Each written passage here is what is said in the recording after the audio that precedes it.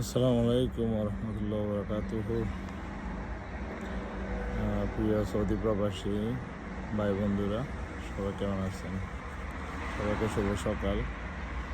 মুক্তাব আমেল সম্পর্কে নতুন আরেকটা আপডেট দেওয়ার জন্য ভিডিও করতেছি।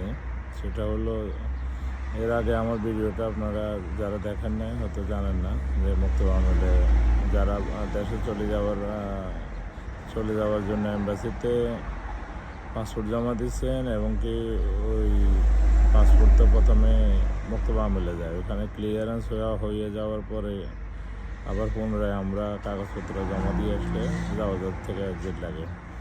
এখন যাদের মুক্তাব আমেল হয়ে গেছে অলরেডি, এম্বাসি 70 জনকে খুঁজতেছে, 70 জনের অলরেডি মুক্তাব আমেল ক্লিয়ারেন্স হয়ে গেছে, কিন্তু ওনারা পাসপোর্ট আকামা জমা দেন না এম্বাসিতে।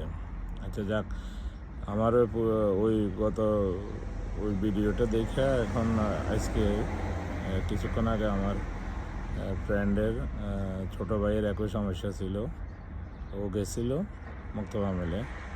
তো ওকে বলছে যে 10 দিনের মধ্যে ওনারা যারা এই এম্বাসি থেকে যাদের এইভাবে এক্সিট লাগছে তাদের সবাই এগুলো ক্যান্সেল করে দিবে, সবগুলাই ক্যান্সেল করে দিবে, যাদের সবাই ক্যান্সেল করে দিবে।